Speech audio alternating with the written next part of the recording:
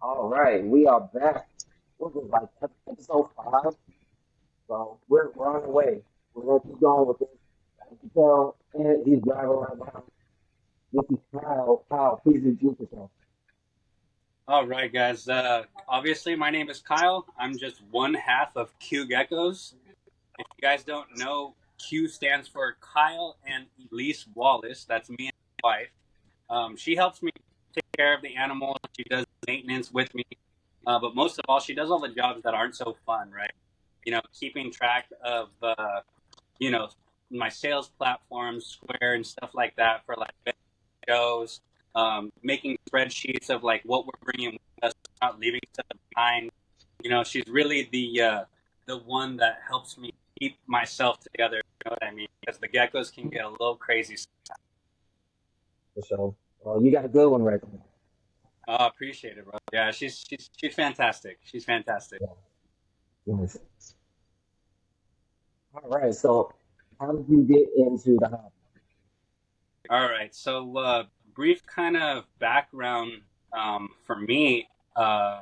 Very similar to a lot of people, right? Everyone kind of has their twist on how they got into reptiles or the hobby like at an early age. Personally, for me, I went to daycare as a kid. I went to daycare from like the age of like 4 to basically like middle school, right?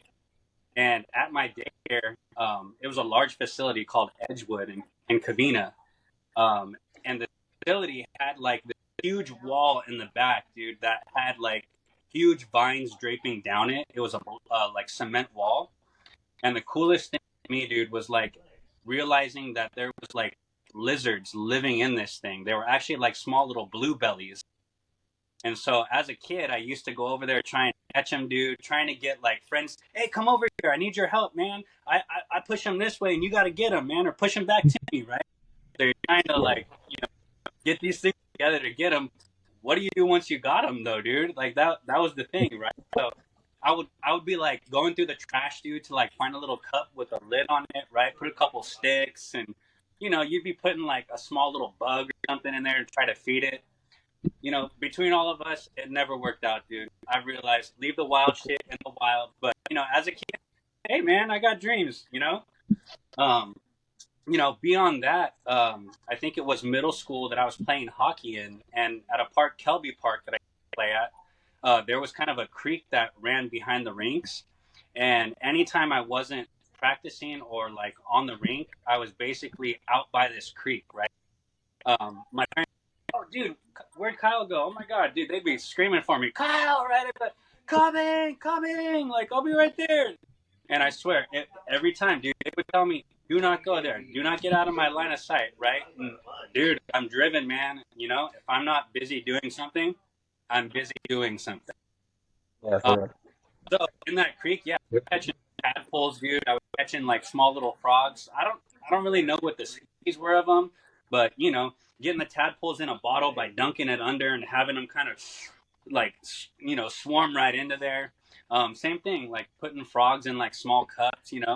I would try to put those aside and get them in the car. And when my parents found out that I was taking this stuff, they were like, "Dude, knock it off. Leave that shit alone. It belongs out there, not here at our house where it's gonna die." I wasn't willing to compromise. I wasn't gonna listen. You know. Um, so that kind of started my fascination with just kind of the hobby itself. I started finally asking my parents to stop at reptile stores when we'd be driving down the road, like eating dinner next door to one. Constantly poking my head in these places. I found that there was some sort of drive for me to be like these people that own these businesses and these areas, you know. And so for many years, I started asking my parents to own something, and my parents aren't really like the reptile scaly kind of people, more furry pets. And so, after years of asking them for stuff, they finally felt a little worn down. And my mom came and said, if you do the research and you pick something out, then we will basically help you get it, right? So at which point, I come back to my mom after we have this talk, and she tells me, you know, what is it that you're looking for? I'm like, I want a bearded dragon. She's like, really? She starts to do some research into it, right? Now mom knows what she needs to look at to see if I have what it takes to be able to care for this animal. Well, lo and behold, dude, she comes back to me like a day or two later and she's like, all right, tell me about it, right? I'm like, well, mom, it needs a big tank. It grows fairly large, but we don't have to get a large one to start out with. They eat vegetables, right? They eat insects. And, you know, insects really kind of turn people off these things. So I really heavily was like, mom, they're veggies, veggie type. You know what I mean? And, Yeah. you know, they I think definitely, that in there. they also need protein, right? So, Yeah. uh, so lo and behold, I finally, you know, had like been bothering my parents, and my mom said, "Hey, you know what? Clearly, you did your research. I think it's time to maybe start looking into purchasing one, a bearded dragon for yourself." Um, my mom actually did research and found out that in Pomona, near me here in California, there was a reptile super show. Not knowing what this was, never having any knowledge in the hobby of what was beyond reptile stores, right? My mom takes me here and I'm like, OMG, dude, this is literally a candy store, dude, you know? What year was that? This was Reptile Super Show probably in like the year 2000, right? Wow. It was Man. it was like elementary school, right? Like just Yeah. before transferring into intermediate school. And yeah, so my mom takes me out there. You know, first table you walk up to, you're like, oh, I want that one. I want that one, right? You know, my mom's Yeah. like, hey, like, there's a lot to see here. Let's keep walking, you know? So, you know, I finally have to break. My mom's not getting out her wallet. That's fine. We keep walking, right? Lo and behold, the next table. Oh my God, this one's even better. This one's like yellow, man, and it's got like the red on it too. And look at this, you know? So my mom's like, you know, patience, son, patience. Clearly, you know, patience is not something I have, even as an adult, you know. Yeah. I Well, it's still hard when you're a kid. patience. So yeah, you know, I ended up, I think, getting my first bearded dragon from Tracy Saltmarsh, Phantom Dragons, like way back then. Uh, Nice. Funny enough, they're still around kicking butt and Really? some of the top producers of bearded dragons. That's awesome. Oh, nice. Do you So still have yeah, that you same know, bearded dragon? I don't, unfortunately, man. You know, growing in this hobby, I think a lot of us have kind of dealt with you know our own trials and tribulations, and I think Oh, the yeah. biggest Definitely. bearded dragon was just biting off more than I can chew. And I will tell you, they aren't the best starter Pokemon, right? No, they're not. Yeah, No. they have their own requirements, right? And even though you might know that they need insects and vegetables and fruits, right? They also need UVB lights, and they need those changed annually, man. That's another cost, you know. They need Yeah. enclosure upgrades, and I think that kind of was part of what my issue was investing into it one time and never coming back to those parameters Yeah. and adapting to, you know, the diminishing light quality, right, or the amount of UVB that was being given off.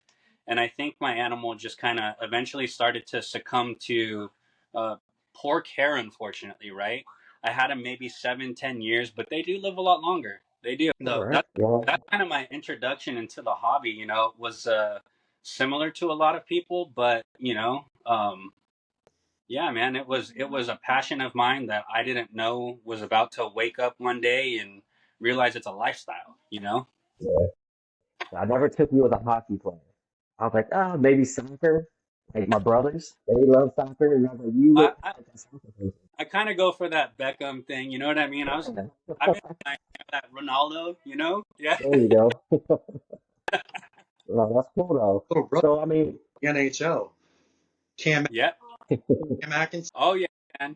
Oh yeah. I'm a little old homie, school man. Detroit Red Wings fan. You Really? know? Yep. That's great. Yep. My buddy's little brother. Oh yeah. My first team I played for was the Detroit Red Wings, and at that time, dude, they had my gosh, an unstoppable team. You know, I don't even need to go back over it, but you know, they made a name for themselves during that era as well. You know, like the 2000s. That's awesome. all right. So we're here to What made talk you about realize Glimmer. the answer? Yes, yes, man, the Klemmeri. You know, So they're special. what drew you to those? Like, What made you like, you know what, Clemmer can be one of them things I work So funny enough, walking around at an expo, I think all of us who do that realize there's always something else. There's always something new. There's always something that we put this big question mark next to, and we kind of put it off to the side for a bit, but it never goes away, right? So walking around at my first expo, the Reptile Super Show, with my mom, um, we walked the whole show. We looked at every table. When we came up to a specific vendor, I realized that there was this beautifully like planted vivarium, right? Like I don't even think bioactive was a thing at the time, right? Like nobody used that terminology. I with. Yeah, mean, they didn't use that uh, term, but they probably did it. exactly. They just Like never called it that. That was yeah, just something they started doing. exactly. So funny enough, I see this beautifully planted terrarium, and like I'm just peeking inside, and I see these little flashes of like color, man, like this vibrant blue and yellow, and I'm like, what is that? You get a closer look, and I realize there's these little tiny lizards, better yet, geckos, right? Like living in there, and you would think like, oh, there's probably one in there. No, there was like 20 of them in there, man. It was a large enclosure. It was really cool to Yeah. see, and like just watching that amount of interaction between the animals was something that was extremely intriguing to me. And walking away from that table at that point was kind of like, oh, did I really want the bearded dragon now? Right? But I'm kind of holding it, and like I already invested into like the care and like the setup, right? So, follow through on my original plans, don't freak out mom at all. Um, but yeah, so like first time seeing them, I knew like, wow, this was something I want to experience. Like in our minds, think that a lot of this stuff is unobtainable, It's for someone else, but it's not for me, right? Yeah. So, like, first chance I got as an adult, was like, man, what could I get in an apartment setting that I could have fun keeping, but not only keeping, but breeding, right? Reproducing them. And Klemmeri, dude, they stay really small. You can keep them in fairly small enclosures, and you can have many of them in there. So to me, it was the first species I knew that I wanted to get into when I was starting to get really invested into the hobby once again. Nice. Like the Clemmer, do they show any kind of personality traits? Like, can you really point different ones out? Be like, oh, that's that one, oh, that's that one, because he likes to do this. So funny enough, the adults, I'm able to tell them apart, and it's kind of an unfortunate thing, but it happens, and I think it happens with all keepers of Phelsuma Klemmeri, right? Um, you might have 5, 10 in an enclosure, and in a small enclosure, you can have some sort of like disagreements, right? Even though they're communal species, you get some sort of like a scuffle, right? Or you get some sort of he woke up and he's having a bad day, right? Um, so funny enough, like I have accidentally shut tails in the doors on accident, dude, because there's too much going on in there. Yeah, One's trying to get out, and the other one's going this way, and I'm trying to close up on them. And it's like, oh no, no, no, no, no, no. Oh, sorry, bud. Sorry about your tail. Like it'll grow back. So unfortunately, right? Those little birthmarks. mm, yeah, Are kind of for me like identifiers, right? I do yeah, give names, but I don't give the babies names at all because to be quite honest, they all look the same until some sort of tragedy strikes. yeah. But as far as behavior though, I find that really Phelsuma Klemmeri are very predictable. Um, if you don't know much about the species, right? If you keep a group of them together, even if you have multiple males, you're not necessarily going to have fighting, right? If you give them enough space, they can run away from each other. They're very fast animals. They're not great to handle, right? Their skin is very sensitive, but again, they can escape danger or terror. They're small. They can get into little cracks. But one thing that I noticed with them is that there's always going to be an alpha male, right? And Okay, then there's basically his team that is below him, right? If a younger male is bothering a female, right? Unfortunately, he's not bothering a female. He's bothering the alpha male's female. So this is kind of the first point of, after years of working with these things, I've kind of gotten to a point where I can kind of watch interaction between my groups and know, okay, my male right now is running around doing like crazy circles. These are my Klemmeri set up kind of behind me, all my Phelsuma. But basically, I'll get a male that is the alpha male running around scurrying, dude. You can hear him like in the leaf litter, right? And I'm in the same room. These are my living room right now. We're moving soon, but keeping them in here, we can hear everything that's going on.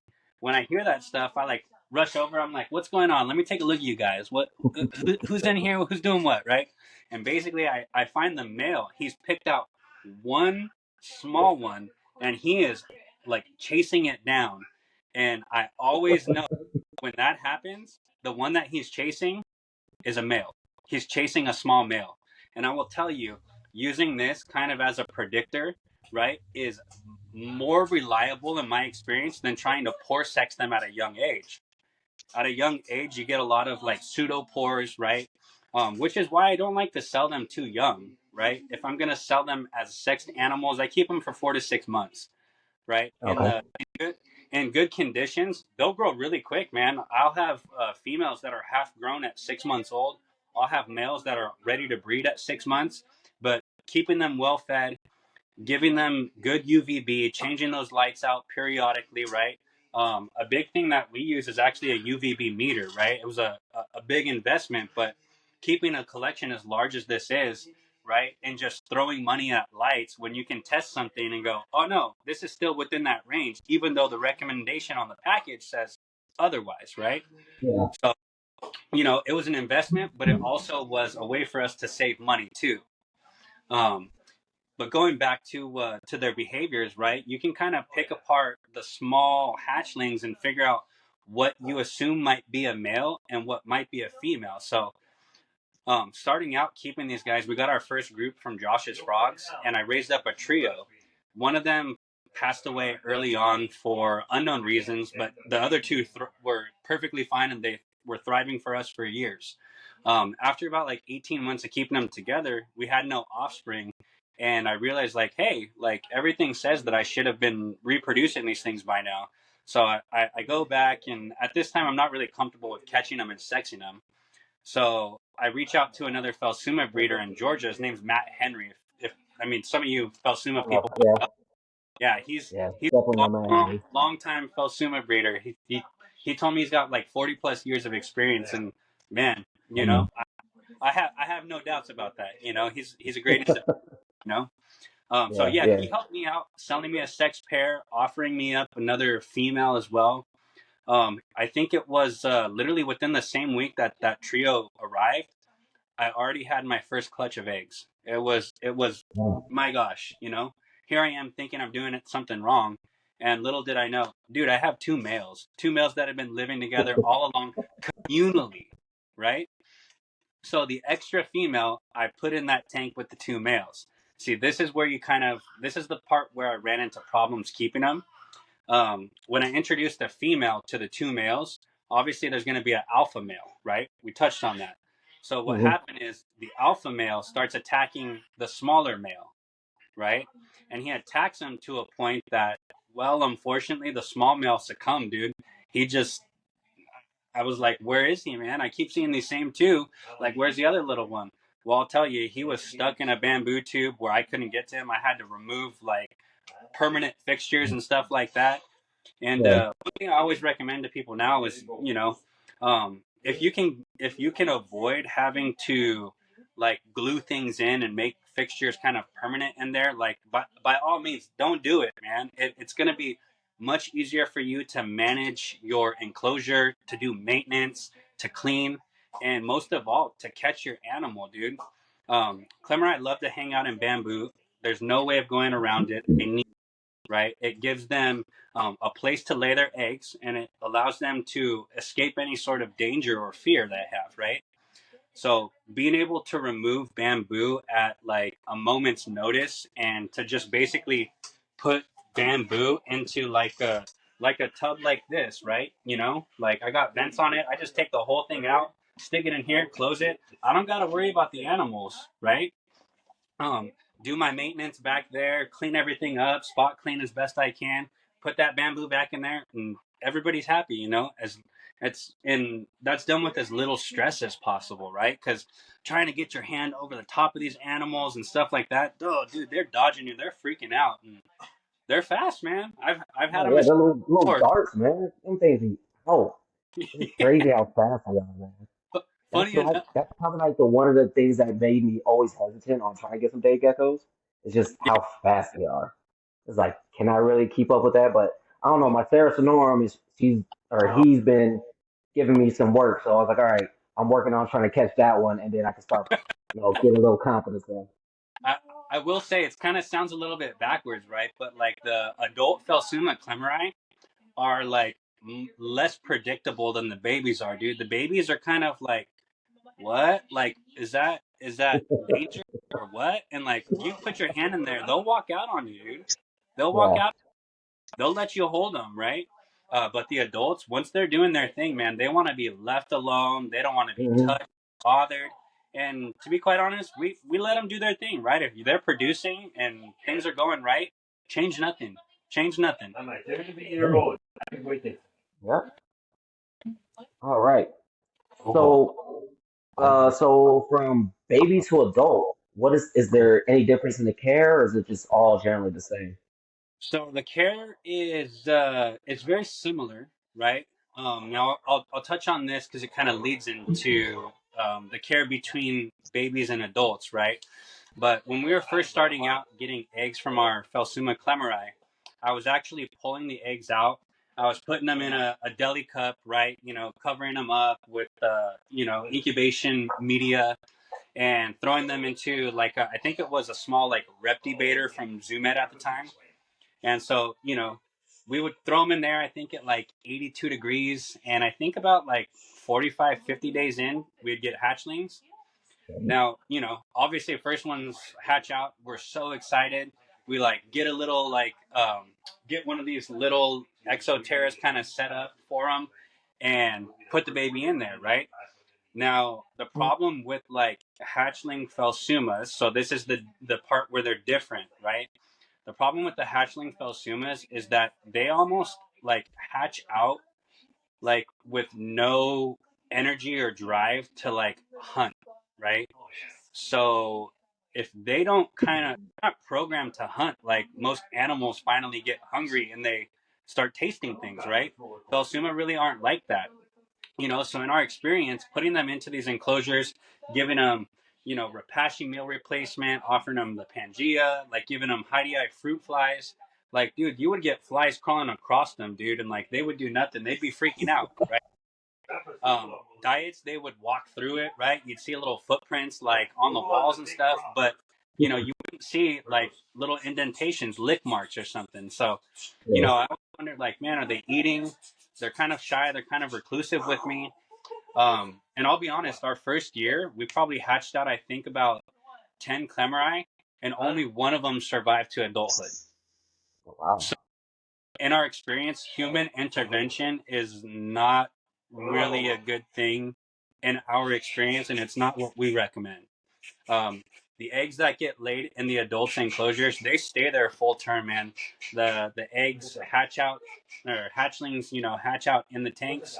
And I will tell you this: the parents do a much better job of raising their own babies than anyone else. Okay. So they kind of follow their parents to see what they're doing Yeah, in order for them to survive. Okay. All yeah. right. Funny enough, like the parents will actually come to the front of the enclosure and they'll look at you, and you walk by and they're following you.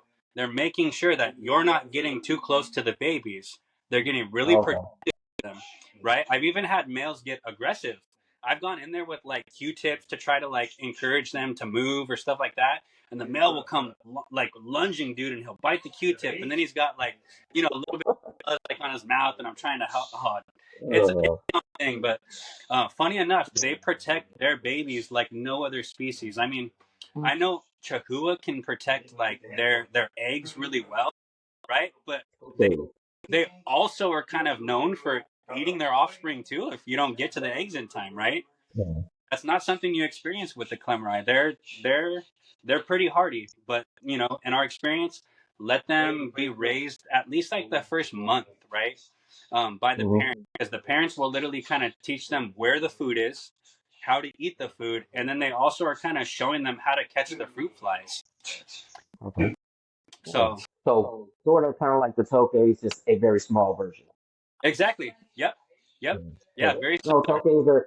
Tokays are not communal, but they are family oriented. They're So it's yeah, only the father and the mother that protect their whole little clan. If yeah. any outside Tokays come through, they like try to get Oh, them out of there. they'll run But them off. Yep, yeah, yeah, run them off, take a no, that's tail. really cool though. I did not know that about the Klemmeri. Did not know. I didn't know they were communal.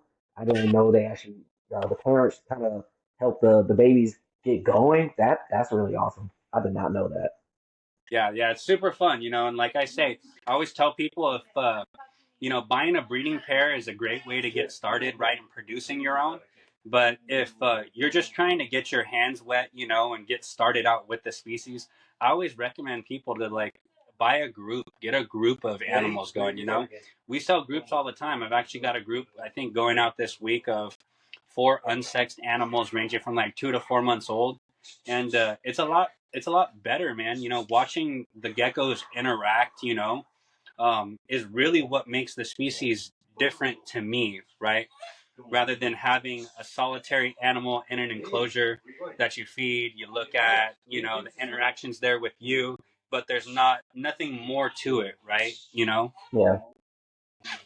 That's awesome. All right. There's not many Yep. species that you really can without, I hate saying it, without being blacklisted, right? Like there's very few species you can keep communally in colonies without getting, Yeah, whether they do it or they don't. It's that, very Yeah. few that are accepted, throughout it's a the hobby. It's a big thing, dude. Yeah, people that are doing it on the low, and they're not recommending it. It's not for the faint of heart to be able to watch over an ecosystem, right? That's what it is. Yeah. Full Yeah. fucking ecosystem, It's Mm-hmm.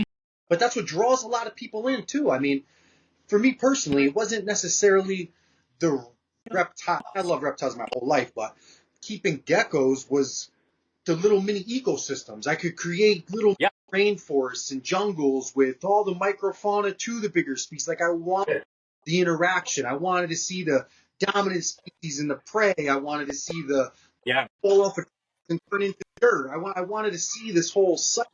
You know? Yep. It's cool that it's cool. It's a cool thing, man. It brought Yeah. the hobby, if you will, to a different crowd of people. I personally, Yeah. you know, Yeah. I've recently seen a lot of people that actually have entered the hobby that come from kind of more of the plant background, right? They've kind of raised up these plants, these high-end. Everyone starts with the starter Pokemon or the starter species. People might keep Pathos, right? Pathos leads to maybe a Monstera. Oh, you're good. People are keeping these expensive plants, right? They're creating really beautiful terrariums, and there's always something more that people want. Humans, man, you know, one of the most advanced species, right? We're never happy with what is going on, right? We're always Nope. pushing the envelope. We're always willing to try something that may or may not be suggested. But that's kind of what makes, I think, the hobby kind of interesting and fun, right? Is new discoveries, new genetics, new ways of keeping things. So for me, I think the people that come in from the planted background, they set themselves up to do very well, man. They understand what a plant's needs are, and I'll tell you this: I've killed more plants than I've unfortunately given poor care to animals. Oh, trust me, I've killed plenty of plants. That's why I stopped doing it. I'm like, you know what? This ain't me. I can't do it. I mean, chase. if I really wanted to try some, I probably could, but I'm like, I just don't have the time for it, dude. I'm Yeah, so busy now. It's just it's not a priority anymore for me. I just get to put the fake plants in with all the core bark and the tubes, and I love. it looks good. I yeah. Not to knock anybody here, they're not to knock anybody of here, but certain species, man. I mean, I feel if you look at some leaf tails, right, some Europlatus, you cannot tell me that they did not evolve with certain plants and trees, man. So it's, to me, Oh yeah, yeah. like they go hand in hand. It's if they, You have to. yeah, I could go on for hours about it, but I love them both, man. I can't live without one without the other.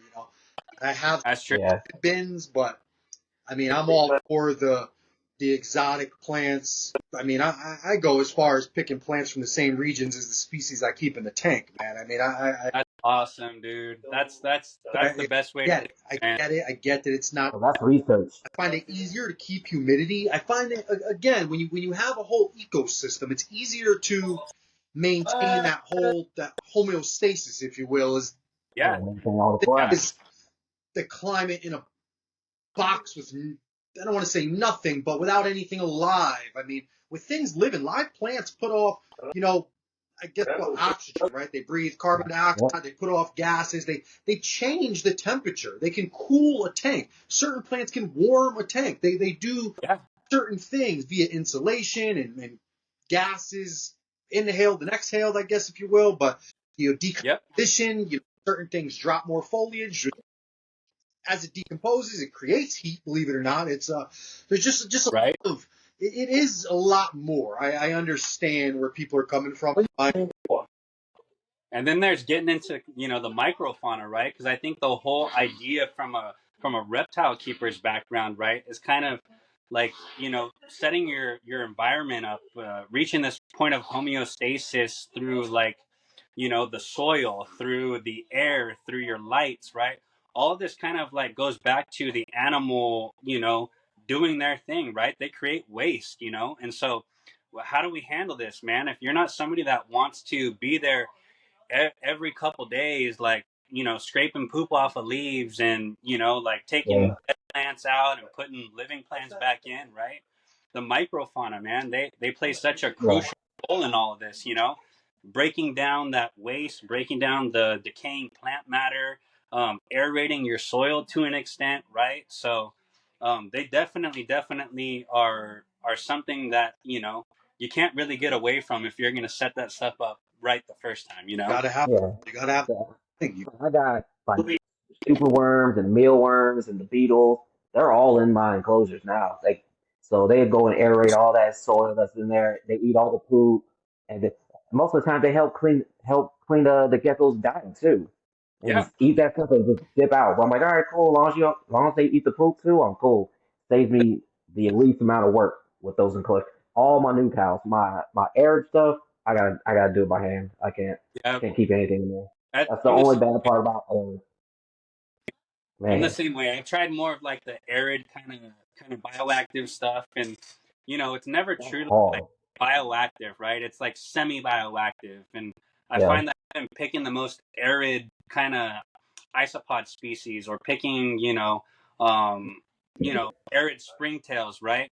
Like it's just really hard to control even one portion of a dry Yeah. environment and to offer some sort of like humidity for them to regulate themselves, right? I mean, Yeah. we go through like small humid spikes within some of our desert kind of environments, right? But they don't last very long. We need them to dry out. It's important for the animal to shed properly, and too much humidity, it causes respiratory issues with them. I tried the same thing in mine. I tried getting some like arid plants when I had like a leopard gecko and I had this big old 40-gallon enclosure. Yeah, So I did everything and then I was like, well, we're not gonna use isopods or springtails. Like I said, I just grabbed a bunch uh, of the super worms, threw them in there, let them dig in there, let them turn into beetles, and yeah, let them do what they did. I just can't find plants that do it unless it's a cactus or something. Which I was like, look, I don't think there's any cactuses in Pakistan, so right.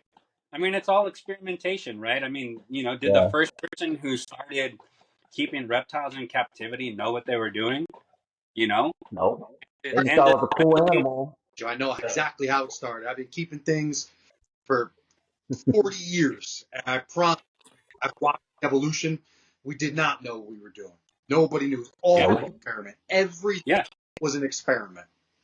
And you know what? Yep. We don't hold those people accountable for doing things wrong, right? That was where the growth in the community came from. So hats off to the guys that are out there pushing the boundaries, keeping things, different than what society tells you need to do, right? I mean, that's really Yeah, where the growth comes from, to follow suit and do what everyone else is doing doesn't doesn't take us to where we need to go. It keeps us where we yeah, are. yeah. Look at Ron St. Pierre. Right now, he has his emeralds outside. He has all kinds of things outside. He's changing it with that stuff. People are like, you can't do that. You can't keep emerald tree rolls outside. Why not? They Yeah, come from the I outside. mean, where do He's they in come from? Florida. Yeah, I mean, he's in Florida where you could pretty much keep almost anything. So Yeah, why not try it? yeah. And I mean, that's what he did. I mean, look at David, right, and Manny over at Tiki's, right? I mean, Yeah. what do they keep inside? Some of the new cows, but everything Hmm. else is outdoors, dude.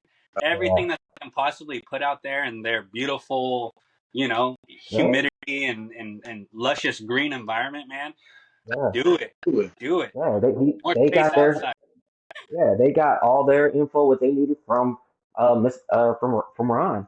Yeah, They went over there, visit, jot down some ideas, and next you know they had their thing going. Well, that's props to them for doing it. yeah. I wish Pioneer, I could do that man. here, but I Those are the can't. guys. Those are the guys that we have to tip our hats to and be thankful for. The pioneers that paved the way, that pushed the boundaries, and the best thing we can do for them is pay it forward, man. Keep continuing to challenge things, to not accept Yeah. being told, but to think for yourself and to try things, fail or not, right? You learn something. Absolutely. Yeah. Always a lesson, whether it's a hard one or an easy one. But me and Jason talk about it all the time. As long as if you learned what works or what absolutely does not, Yes. it's all worth it. It's all worth it. If Yeah. it Yep. worked, don't do it again. If it worked, great. You can teach someone else or show someone else, or it's knowledge is a priceless thing, and it takes trial and It is the that knowledge. it is the tool that keeps you in the hobby, searching for that knowledge, building upon Absolutely. what you already know, right? Because what you already know, you're not happy with. You want to find something for Yeah. yourself. And I think a big thing that is talked about within the hobby but not kind of expressed in any big way, right, is we all come from different environments. I mean, I know Jason's over in Arizona. Anthony, where are you at? I'm in the Northeast, man. I'm in. See, you're in the Northeast, man. It's freezing up there, right? You guys get actual winters. I'm here in Southern California. I'm in shorts and I'm sweating in my house in a long sleeve right here, trying to rep the Klemmeri shirt. It's like, man, dude, we got 70-degree weathers here. 37 So degrees came inside. yeah, so I think Yeah. Yeah. I think a big thing with that though is that not a lot of people express that, how I keep my animals here in California in my environment with my barometric pressure and my seasons and the, just everything, man, the whole environment that is my homeostasis, my outside, my inside, right? It requires a certain level of care, that I need to figure out and provide, and it's not the same for everyone else. So, Not at all. you know, the biggest thing that I tell people is like, look, we want you to be successful. We will help you and sell you these animals, but we want to figure it out with you. Here's what works for us, right? It might not be the same for someone like yourself, Anthony, up in the Northeast, right? Yep. So that's something to take into consideration. I think it's talked about within the hobby, but it's not explicitly stated, right? It's not, hey, you know what? Here's a care sheet. Here's where I'm writing this from, and this is the region of where this information is coming from, right? We Yeah. we've just Well, as long as you follow the parameters, then you can kind of mold it to your Kind of situation. exactly, kind of tweak things here, right? This Yeah. is what everything says across the board. We'll stick with that. These temperatures kind of fluctuate, right? Or how we, I think a big thing for me is struggling with cooling my animals properly, right? Yes. California kind of doesn't really get very cold. Arizona out in the desert, you get an actual winter. Anthony, you're up in the Northeast. I mean, you get snowed in, a couple months a year, rough. you know. So it gets tough, man. We struggle out here with some of our Australian species, right? Because if I can't get temps, dude, to be like 30 or 40 outside, like I can't reliably cool my animals and keep them in this dormant state. So for me, Mm-hmm. following the recommendations and everything that I was told and read online really didn't work, man. I cooled some of my animals, and the first year I was keeping some of the knobtails and the spiny tails. Um, it was like, oh, feed them less, cut back on the food, cut back on the lights, right? And to be quite honest, man, it was challenging. I lost several animals in the first like season or two, and it's disheartening. It makes you question yourself as a keeper and whether or not like this dream species that you just acquired and you really wanted is the right one for you. And I think the biggest realization for me being in the hobby and trying to grow myself, my name, and my company, or my is basically understanding that not everything is going to do well for me, right? Yeah. There are species that certain people have very good success with. But again, like I touched on, they're in a completely different region with a different environment, different temps, different pressures, right? And that's Yeah. something that there's something to be said about all that stuff. This is why I probably won't ever get a Bronia or any year class because I live in the desert. So Yeah, I'm good just try. kind of living with that right now. Like Yeah, if I get an alligator lizard, it's gonna be a local Arizona alligator. We have a yeah, couple, so I'll probably end up doing that, getting something that's native species, and I can probably keep it a little bit easier than I would yeah, a wild forest one. So yeah. that I was something totally that I understand. totally do.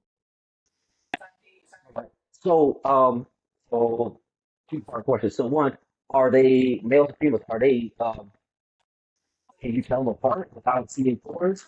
Are they any kind of distinguishing marks for them or anything like that? So I know like there's information out there online, and in my experience, this information is mostly correct, right? But it requires you to raise your animals up to at least, at a bare minimum, like 6 months of age, right? Hmm. At 6 months of age, males actually start to get their waxy pores. And the difference between kind of a waxy pore and like what looked like a shadow or a dot or a pseudopore, we call it, right? Um, Yeah. Different, man. I look at pores under a 30 times magnifier, right? A little jeweler's loop. And like, yeah, hey, is that a pore? Is that, I see a bunch of dots. They're kind of in a row, but, now I got to get out the 60 times. I need to pick out one pore and I need to see the definition of that, man. Yeah. I need to see, does it have like a blackhead in it you can get out, right? If so, right? If it looks like it's got a hole, right, versus a Yeah. shadow, Yeah. Yeah. there you go. That's your male. But beyond the pore section, though, I've noticed that um, most of the like adult males or sexually mature males, I'll say, they actually exhibit kind of a yellow coloration. Excuse me, but they exhibit it kind of right within this region here, right? So within kind of the insides of their hips. Okay. And I will say it's um, probably not always 100%, right? It's not the most reliable, right?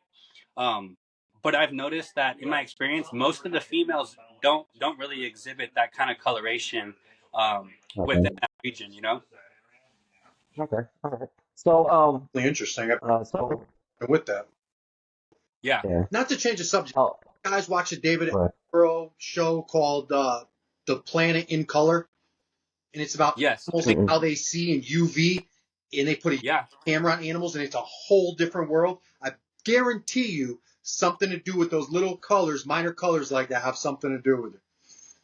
Right. Yeah. Take a Yeah. black light to them. Right. Is there some sort of reflection, refraction? How does it pick it up, transmute it? Right. Well, they see As that's rays we don't. Naturally, they can see a few different light rays that most reptiles that the human eye can't. yeah.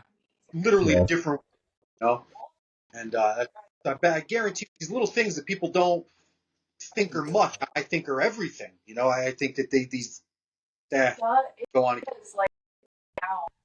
I appreciate it, though, Anthony. You're a thinker, man. Yeah. Put, Yeah. pushing the He boundaries, is a dude. definitely It's thinker. it's important. Yeah. I just think that nature So is brilliant for it to be as simple as we are. They Yeah.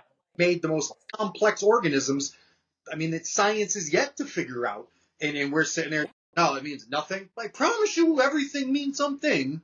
You know, it's right? Oh yeah. Yeah. to figure out and observe and do the research. I mean, take the time Yeah. to figure out what it means. I mean, I promise you, why do the Klemmeri come from a bamboo forest in Madagascar, right? And supposedly it's a really small area. I think the range for the Klemmeri is like 1 square mile, and nowhere else on Madagascar do these things come from, right? Hmm. I know they're on the ICUN list. They're in endangered species. They can't be imported. I don't even know really if they can be imported or exported out of the country, right? Because they're I don't know, CITES Appendix 1 or 2, right? But Okay. anyway, that's kind of why I got into them too, and trying to create like establish a population of my own to try to continue these in the hobby, right? And super you know, like, but Right. why are these things yellow headed with crazy, vibrant blue and why? You know what I mean? Going Yeah. back to that, promise what does it you mean? something to do. Why are they so colorful?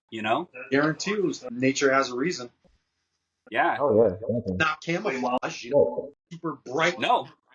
definitely camouflage. So I'm sure it has to do with light and reptiles, the way they view and mating, and who knows? I mean, you'd have a better idea than I do, but like I said again, I guarantee you it's for something. Yeah. Yeah, it's got to be, man. It's got to be. I will say, evolutionary. These things are wicked fast, like all Phelsuma, but they are tiny little guys, and they will get into a small little crack that you yourself could never get into. You can get a small piece of paper in there, but they find a way in. So all the more all right. So colors aren't for any type of camouflage. They're fast enough and squirmy enough to get out of the way. They're not worried about camouflage, and they're worried about reproducing. So usually, Yep. yeah. but there's no Yep. sexual dimorphism. The females and the males look the same, or is there a difference? Or Dude, they look exactly the same. really? I know a lot of people try to use let's say like calcium sacks on a female, but I'll be Mhm. honest, man. Like I feed my animals really well. I dust every feeding. I don't listen to I don't listen to what any of the packages say for this stuff. Whether I'm using kind of like Rapashi Calcium Plus, or I think my favorite is actually the mineral, the indoor stuff. It's very economically priced, but this shit sticks to the feeders, man. This is some good stuff, Yeah. right? But yeah, I dust everything. I offer diets a couple times a week. I've noticed, like trying to figure out what's male and female by using those calcium sacks isn't reliable. I've got older males that develop more calcium sacks as they become less active, right? But more alpha. You know what I mean? And I've noticed that females, as they age, if you don't get them to reproduce and you're not getting eggs from them, dude, their calcium sacks just continue to grow, to grow, to grow, to grow. So, if you want to keep these as pets, keep a group of males, right? You want to reproduce them, get yourself a female. Yeah. More question, color. Have you ever found any of your females to have that yellowing on the inside of the hips, or no?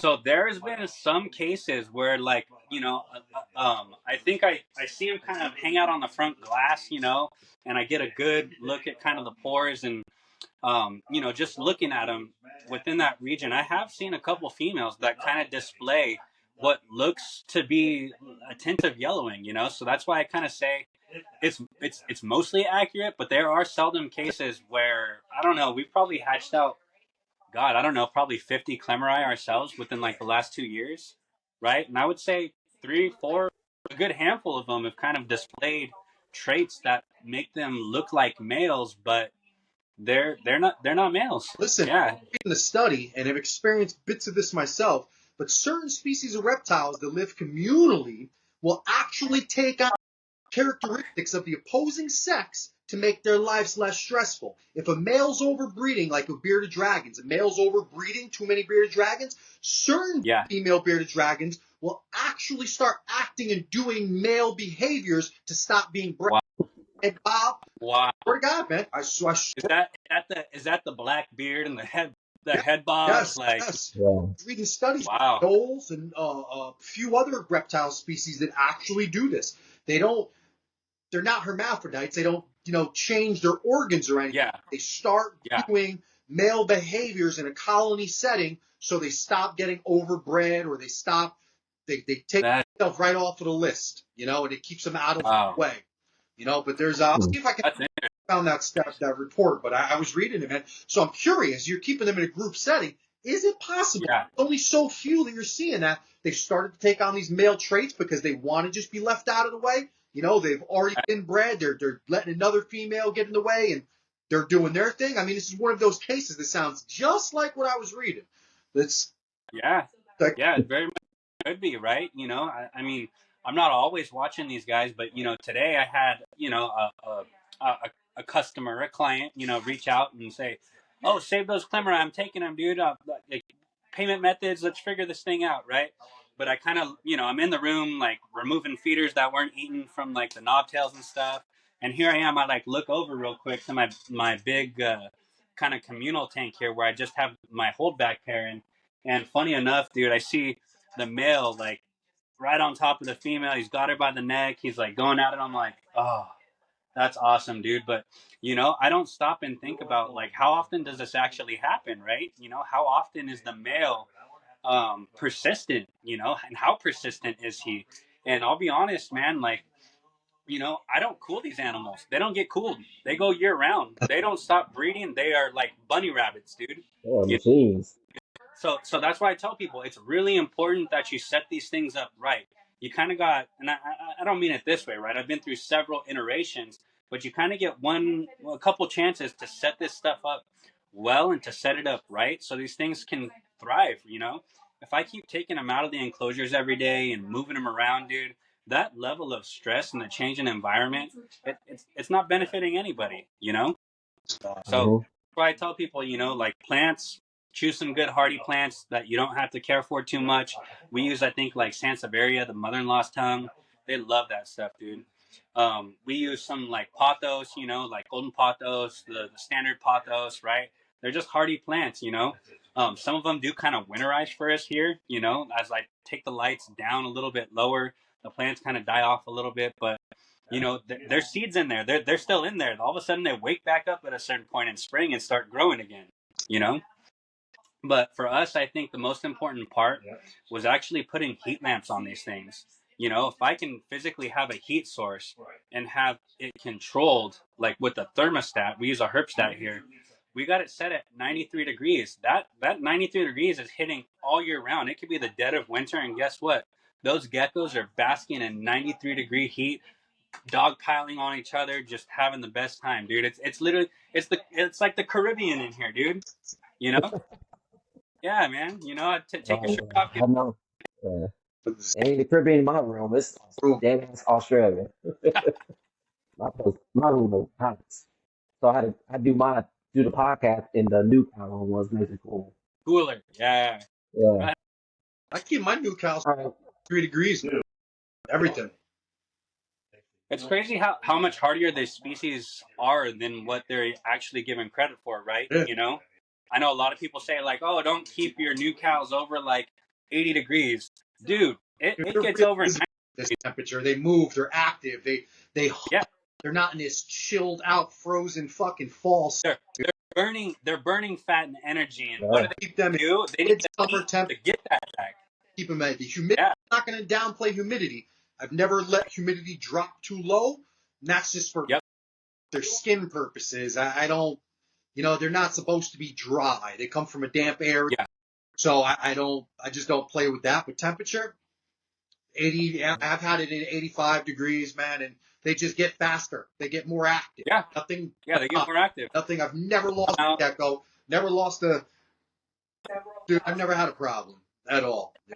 And I just, I feel like they can tolerate. Everybody's saying, oh, keep them at this degree. Well, really, I mean, people, you see how easily accessible New Caledonia's forecast is. When is it 70 degrees New Caledonia? For a very short fucking period. Why the I literally just checked it last week. It was like this in the 80s, It's 90s. humid there, dude. Like almost year round. It's an island. You know what I mean? It's north of north of Australia, right, more towards the equator. Why are we treating this like this comes from some sort of forest in the Midwest, where or the That Southwest? Dude, it's is one of those things, bad information that thing, because I from podcast sometimes and they're saying things and I'm like, dude, I do this. Like I have hundreds of those things and I'm telling you, you're wrong. You're not Yeah, telling people the right information, man. And they're yeah, hearing this information, and then they're going to tell somebody, and then someone will see that I got something at 80 something degrees, and oh, you're this, and you're doing this wrong, and you're doing that. I'm like, dude, I got pitch plants growing in my tanks. I mean, these things come from tropical rainforests in Asia. I'm growing all types. yeah, Well, these things love this shit, man. This is these yeah. reptiles. These are rainforest jungle reptiles. You want Mm-hmm. in a frozen tundra? Like I just don't understand it. It's can they tolerate certain things? Absolutely, they can. It doesn't mean that that's what's best for them. You know what I'm saying? Yep, yeah, They yep. they have a faster metabolism at warmer temperatures. Obviously, they grow like weeds. You know, They grow like when you warm them up, dude. Yeah, go on for yeah, hours about it. It's just my point is really that, certain people say something and then the industry runs with it like that's the standard. And we briefly talked about it. Everybody's microclimate within their actual climate is totally different, but yeah. where these low yeah, temperatures come from is always been something that's bothered me. I listen It's to all true. these people 63 degrees, 63 to 73 degrees. Show me a oh, frame that it's that for any extended period of time in New Caledonia, I'll listen to you. I Yep, have New yep. Caledonia's weather on my little thing up here 24/7 live. Like it's not ever. It's never, like yeah, has it at some point again? Yeah, I'm sure, but it's not 60 anything.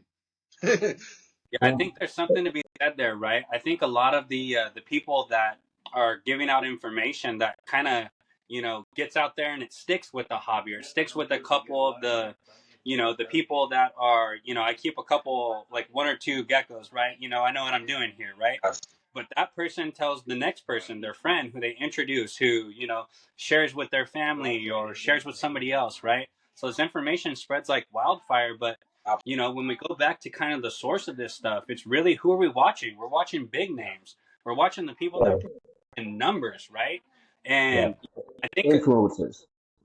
I think a big thing right now within the hobby that I've experienced myself, not personally gone through, right? But what I'm seeing is there's just a lot of it's a lot of chatter, man. A lot of kind of bullying and a lot of put running people out of here. You know what I mean? Absolutely. Yeah, And I know for one, right? Like, I'm not gonna stand up here and say like, oh, I'm here to help everybody, but you know what? I'm here to help these animals, right? And giving out information that's the same thing that somebody else said that works for them, that I'm parroting back, right? Like, there's no evolution within the hobby itself. So, I encourage these big dogs, right? The big breeders producing in numbers. Let's speak up, like, if something's better, let us know, right? We can find a lot of this information online. We can find it within these Facebook groups, right? But pushing the envelope and sharing experiences, the good and the bad, man. I for one will tell you, I've learned more from the trouble, the loss, the poor care, all of that stuff, losing animals, right? The don'ts totally outweigh all the do's, man. There's lesson in that, right? And that's where I come from. My teaching is sharing information that could help somebody else. Do you use it? Do you listen to it? Well, that's your choice, right? But I think going back to this, a lot of just picking on people, bullying, that kind of thing within the hobby, that's a lot of time and energy that could be spent, you know, differently. I think doing the something productive. biggest part to me, other than like reproducing animals and seeing something hatch out, right? I mean, that's the best feeling.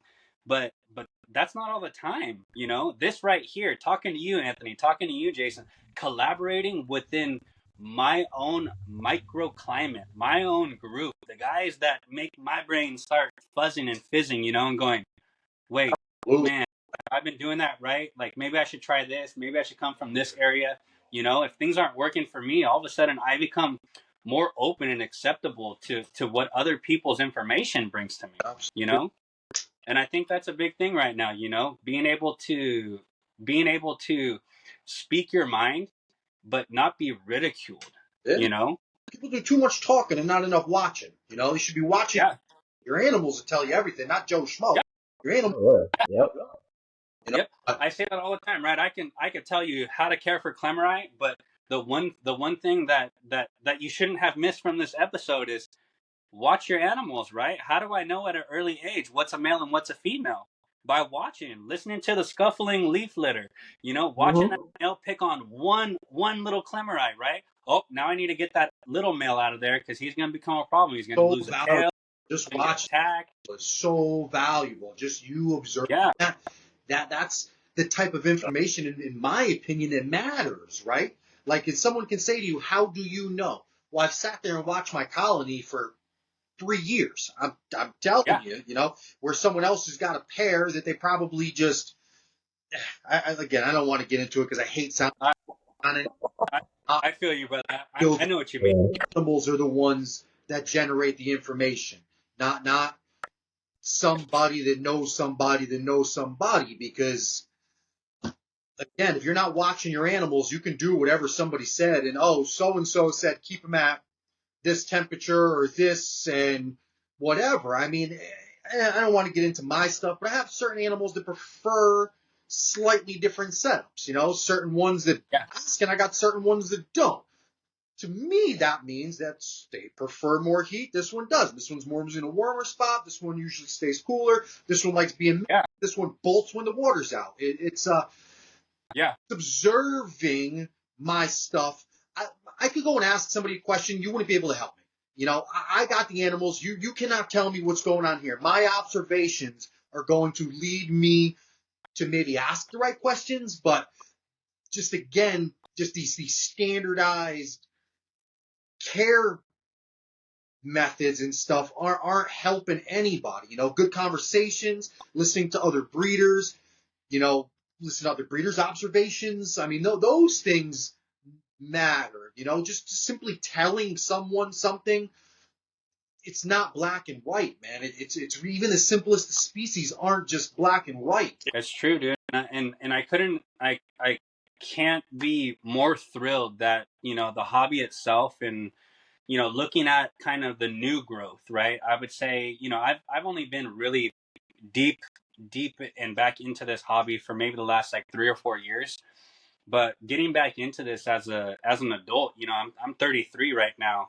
But getting back into this, you know, being able to see the community, like when it does come together, man, a big thing is like these podcasts, you know, it's the sit downs, it's the getting into, you're a Klemmeri breeder, man. Tell me what you're about, what this is about, right? How you do it, your trials, your tribulations, and really like how do you find success on your own, right? You know, what's your recipe, right?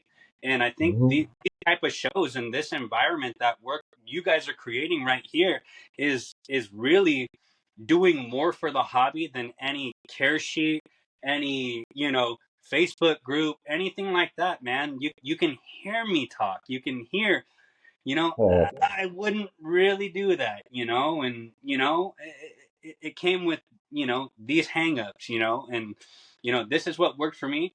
But watch your animals, watch them, you know. Absolutely, Yeah, definitely. dude. That's the point. All right. We want to get rid of that. Well, I don't want to say gray area because I kind of want to be the gray area. We want to be all the shades of gray. We want Yeah, yeah, yeah, the black and white, if you will, because it's not that. We want to give breeders like yourself the chance to come on and tell us your experiences, not what someone's told you. We don't want to hear you tell someone I guess, for argument's sake, the do's or don'ts, you know, but your experiences and why those do's and don'ts are based off of, you know, what observations you've made, your losses, you know, what's yeah, worked for you type of stuff. I mean, just because to read a care sheet, it really leaves you with more questions. At least the most that I've read, have left me with more questions than they do answers, you know, and it's yeah. They're not very reading, fulfilling. You know? left species the chance to tell us about these things is what everybody needs. You know, there's so many more of these species, especially that you keep, dude. Some things that are amazing. They should be super popular, but I feel they're not because there's not enough or easily accessible information, you know, on certain species, and it kind of scares people. So they're like, oh, I don't want to lose them, or I don't know enough, or blah, blah, blah, blah, blah. When in all actuality, some of these things should be like way more popular than what is. I mean, really. I couldn't agree with you more. I think it was funny because right before you came on, me and Jason were talking about, you know, in my experience, what I've kind of noticed, back, I don't know, 20 years ago in the hobby when I first got introduced to these animals and stuff, there was a lot of imports. A lot of stuff was imported. There wasn't this huge push for like endangered species to go on a list and like sites to be working on multiple lists with different regulations and rules on wasn't. how to operate, and like you can get bearded dragons for cheap. You could get leopard geckos for cheap back then. You can get day geckos imported for super cheap, right? But the one thing that I've kind of realized, now getting back into this and having a large collection and investing, more money than I should be, right? But we all. but funny enough, I've realized that some of these more expensive species that might be a little bit less sought after, dude, you're investing more into the animal, but you're having to invest like substantially less within their enclosures, their lighting systems, their whatever it is, and it's unfortunate, but I think those price tags, you know they're shocking to a lot of people and they drive a lot of people away, and then they kind of put this idea in their mind that, oh, if it's expensive, there's got to be some sort of difficulty within keeping it, right? you know and that's really not the case. I think one of the newest species for us that we started working with, thanks to Andrew Gilpin over at LAC Herps, was actually the Saltaria salabrosis, right? It's the rough-throated Australian, and super cryptic, really bad looking. They get really large, but dude, you can keep an adult pair in an 18 by 18 by 24 enclosure. They don't necessarily need lights, although I do provide them, right? And dude, I will tell you, they're the hardiest animal I have had in my collection. They eat well. They're not picky with what they eat. They eat like mealworms, dubias, red runners, crickets. I mean, you give him something, dude, he's literally at his dish every night looking, right? But dude, they come with a price tag. Hatchlings start out at 750, right? Not everybody can afford this leaf tail itself, right? When a Europlatus, a wild-caught Europlatus, right? A Socore, a Fimbriatus, even a Fantasticus, you can get some of those for 3, 4, 5, $600, right? But dude, you're spending money on the plants, the energy bill, the lighting, and then they're just fragile, dude. So one thing that we talked about was this, that some of these more expensive animals come with a price tag that is shocking, but do a little bit of research into it. You'll find out. Talk to people like us. Watch these videos. You find out that these things are really hardy. They have very low care requirements, and they're a thrill to keep because of that. Yeah. Oh, man, I wish I could get some details. Oh, man. And I mean, I feel like anything that comes from Madagascar right now is just like, super disturbing to me. That I follow certain locations, more than I probably should, but to see how they're deforesting and leveling Madagascar. Now you're talking about a species that already comes from a small range as it is.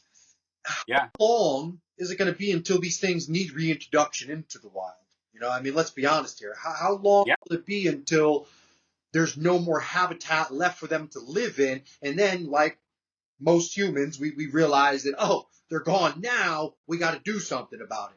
I mean, you have a whole other element to some of these other species, man, that not everyone takes into consideration. I'm sure it's crossed your mind, but Josh's Frogs does a lot of work with that. They keep a lot of rare stuff that they don't necessarily sell, but they keep these.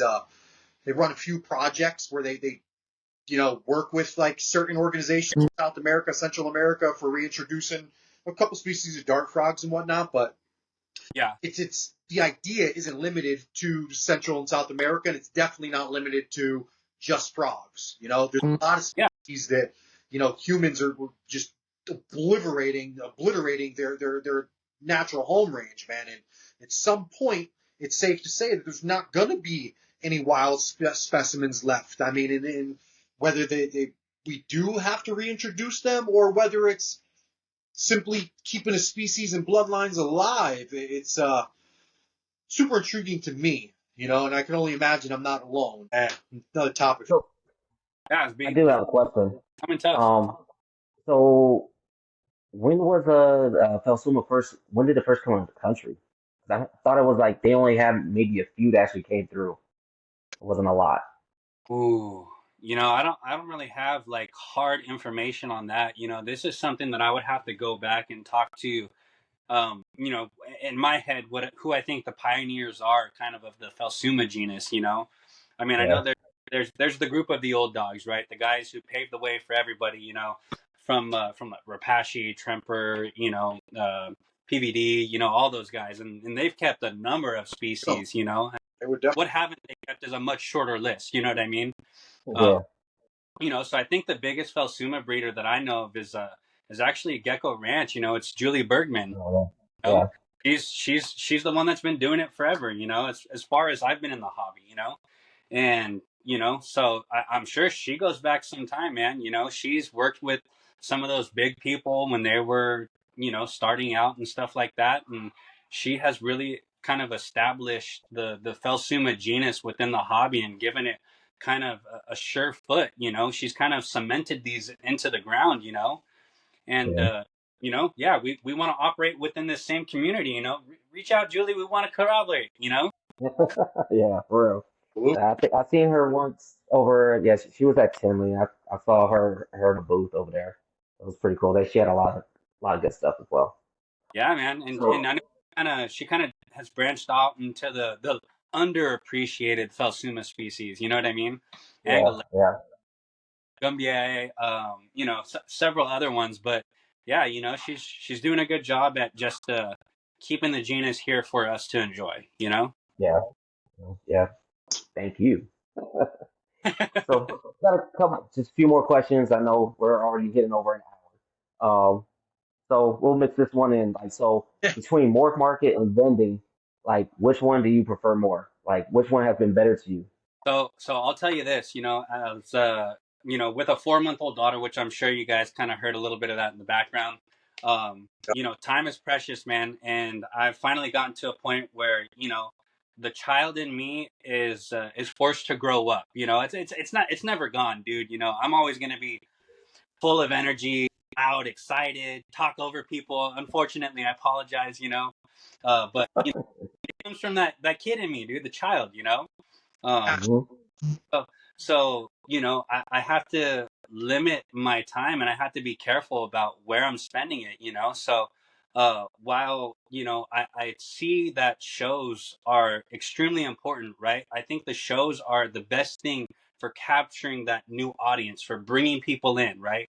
Yeah, We went out and did our first show in January this year at the Pomona Fairplex. It was Reptile Super Show, and had a great turnout. We did well. We did better than a lot of other breeders that we talked to, and we were only there for one day. The wife got sick the second day. Was kind of a let's not go. You're not feeling well, and yeah, another show. But the shows are big for getting that new hobbyist into it. um but what I think a lot of people don't talk about again is how much work really goes into it, right? The week of, I'm trying to plan and prep and get orders in for deli cups and paper towels, and making sure my displays are ready to go when they're cleaned out, and I've got tablecloths and lights and banner and all that stuff. Man, it's all work. It's money, but it's all work. yeah, And you can't pay somebody to do that work for you. You want things your way, and you have a vision.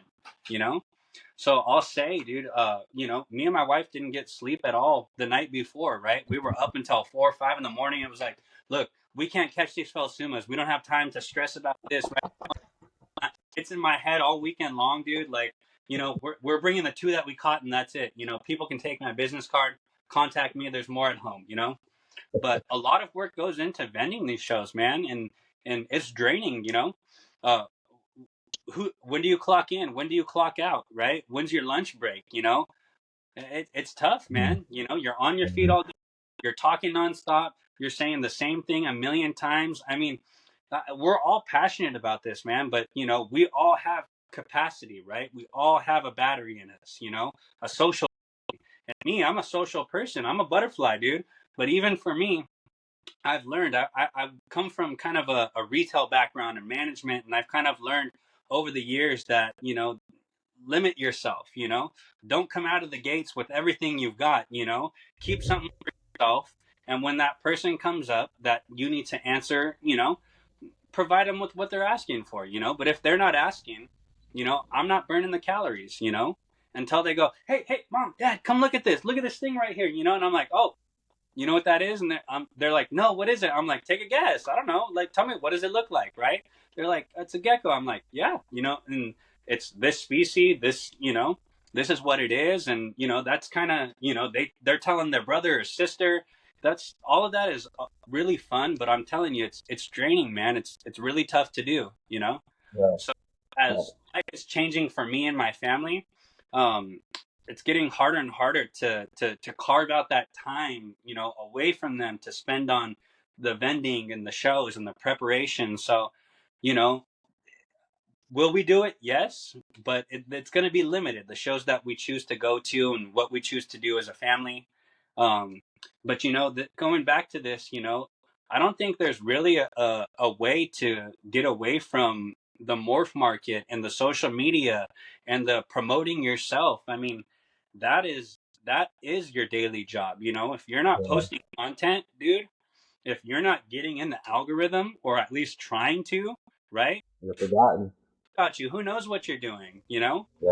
Got one local buddy that's got good experience with knobtails, but he's just not a social butterfly, and he's just not driven to get onto social media.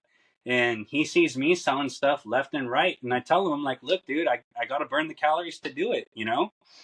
I post a video of the Klemmeri, I post some pictures, I tell people about a new experience, whatever it is with them. I capture this feeling, right? The magic. I try to capture that thing, right? And I try to put that out there. And there's people, they've been thinking, they've been, watching. They saw it over here. Frank Payne posted a video, right? Mm-hmm. Julie got them for sale online. I come through in a Facebook group with a post that I put onto Facebook that is therefore linked to my company, page on Facebook. I repost that company page post to a group with my personal profile, and now I've got 6 or 7 people in my inbox asking me, "Hey, man, those are beautiful. Do you have any pairs available? Like, when do you have them? What's your situation? How do you keep them? I just got a pair and I'm kind of struggling, and I, although our time is limited as a family, I always express to people, I'm like, if I don't get back to you right away, just know that I'm going to get back to you. I may not be the fastest, but I'm reliable, and that's kind of what you get from me. I'll get there, I'll scratch your itch, I'll do you tenfold, right? All the love back to you guys, but I don't think that there's really a good way to operate around morph market, right? And, you know, um, not to get deep into this, right? Because I know there's a lot of conflicting feelings toward this. But Darian, the new owner of Morph Market, um, he's done a lot for the hobby itself, right? I mean, people have feelings one way or another about it. The way he goes about it or what. This is him. This is him as a person. This is his image. This is his business, right?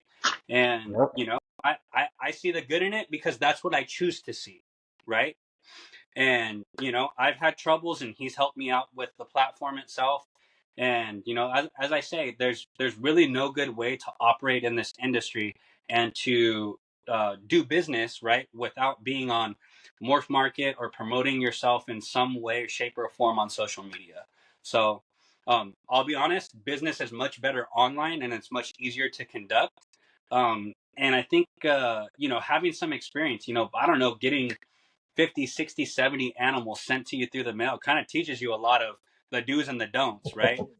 Having Yeah. stickers, having business cards, having shirts, having swag, all that stuff. When I send out like isopods or springtails, something like that, dude, I got 3 cultures in there. I've got something extra that somebody didn't ask for. Whether they wanted it or not, I try to provide them with what they're gonna need for this surprise. Not everybody wants to be surprised, but I think it's been really good for us.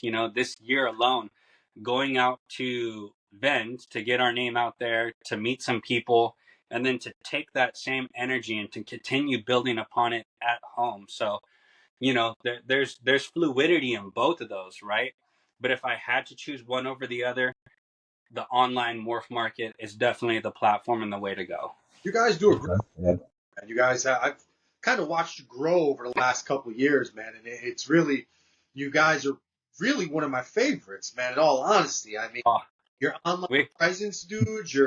You incorporate your family without giving away too much. It's a beautiful thing to watch. Your passion in general is very admirable. It's you got a bright future. You guys I appreciate you, Anthony. Of course, amazing, man. and It, have to do as many shows as you think. If you did 1 or 2 a year, your face is out there. It's associated with your business. I mean, your yeah, logo, dude. Your everything about. I can look at a post now and almost tell that it's your guys before I even see the tag, man. I got a little style, and I love it. yeah, Love that. I love when people and breeders do that. You've made an identity, man, and it's yes. cool. It's very, you're spot on with what you're doing, man. You guys are doing amazing. We appreciate you, bud. We do it for you guys. It's coming from, like I said, a retail background and stuff like that. I've seen. I've dealt with a lot of man. This is how you want to run your business. Shows, You know, shows. like I don't support it, but it pays my bills, and yes sir, yes ma'am. Sure. But when I get to put my little spin on things, for me, everything just becomes a little bit easier. So, going into this, I had a vision. I was willing to adapt to anything, and I think the biggest thing was building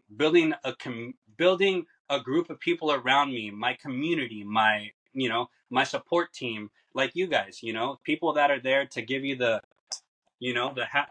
clap of the hands, the hats off, like what you're doing. We see it, we notice it. That was also a big part of our podcast. There's just so many incredible people doing amazing things that aren't necessarily in that popular circle, so they get no. Yeah, But these guys yeah, here, like yourself, are doing far more greater things for the hobby than these couple guys bashing these other couple guys. I mean, it's yeah, the people that are in this for the animals and not the friends that really need the spotlight, man. Because that's what everyone's here for. We're here for the animals. You could go meet a friend down the street. You can go to the mall and meet friends. You can go to school. You can go to work and make friends. We're here for the animals. That's our common interest. We have lots of other similarities and things in common with each other, but we're here for the animals. Let's keep it about the animals. Everyone that in my eyes, that has a bright future really puts the emphasis on the animals and the new potential owners.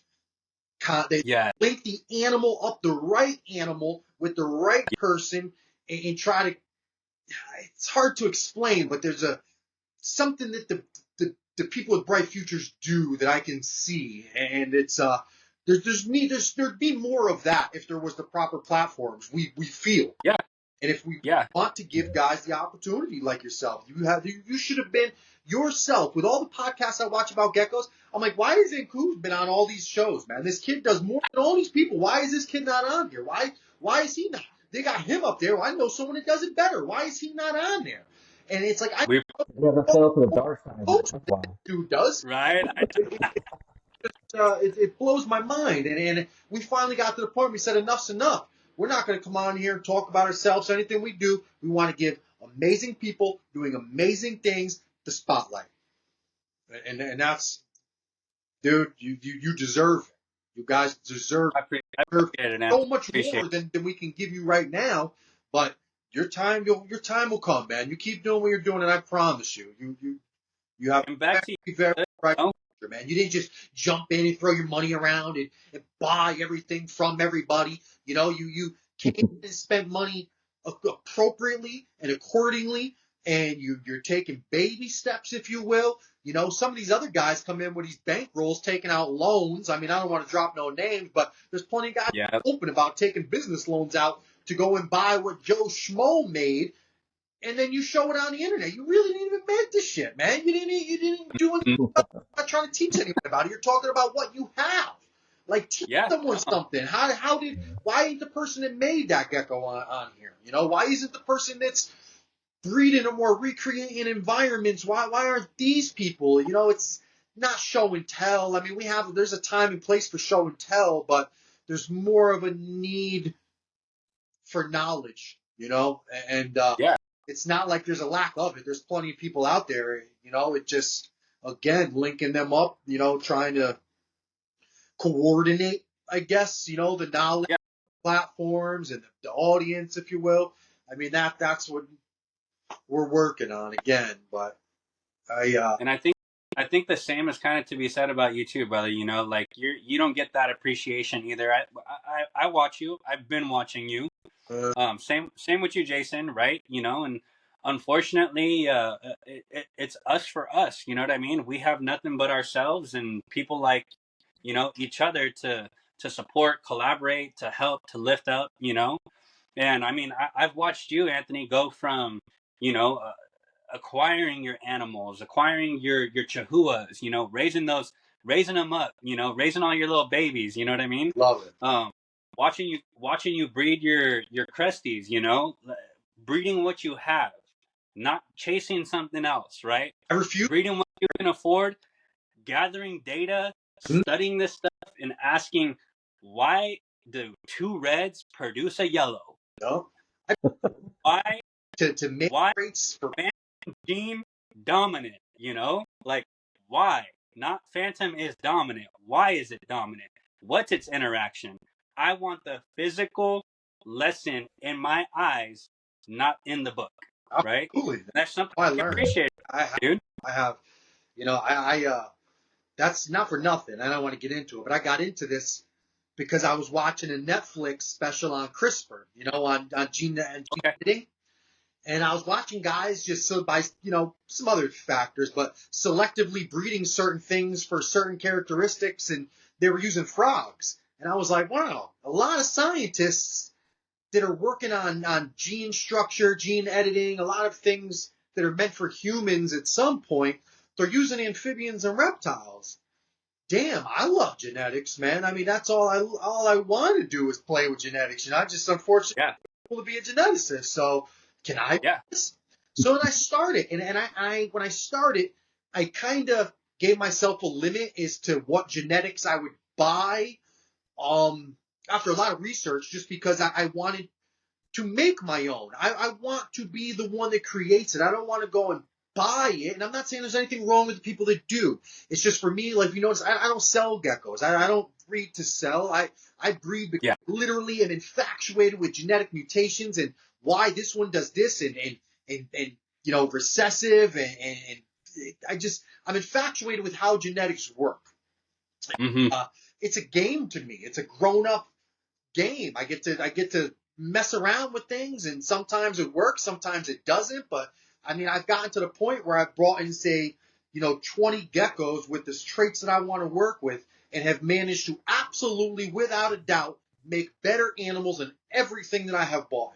And I never brought no Wow. top-notch stuff, and I have made stuff better than the geckos I swore I'd never buy. And it's, it's all I get all the values out of the animals, man. I don't, occasionally I have given away more than I've sold, without a doubt, have given away more than I've ever sold. Yeah. Partially because I get a lot of joy out of watching new people, discover reptiles, or watching someone freak out about something for the first 10 minutes and then 5 minutes later they're sitting here petting and how they get their own, I get a lot of joy out of that stuff. But, I guess at some point I will have to sell stuff, but it's never been my my priority. You know what I'm saying? Creating Yeah. things and taking something that's, again, yellow and making something red with it. It's obviously I'm doing it with genetics that are unseen to the eye. You know, I'm using things Yeah. at play here that aren't visual to make something that is visual. And to me, that's amazing. Like, it blows It's my cool. mind. Yeah. You know, Yeah. it's I don't know, another rant. Forget it. I get a lot of, So I only got like two questions left, you know, and it's a two-parter. So why geckos? And how's that carpet lettuce doing? Ooh. Okay. So the big question: why geckos? Yeah, can you name me another lizard that can walk across your ceiling? Right? I mean, Oh, maybe a no, maybe a no, maybe in an owl, right? But maybe. get to that point where same topads. could they walk across glass? Right? Yeah, Now you yeah. start to get the like, hmm.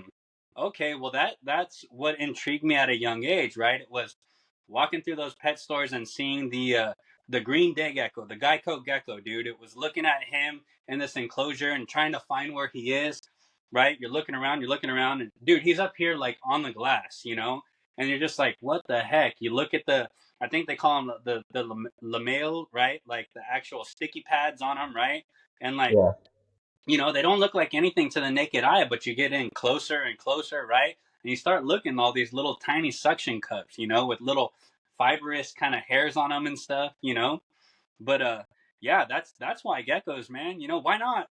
Why not? And there's nothing else like it. Nothing else that can stick like putty. You get it on the wall and it just hangs out there and has nowhere to go.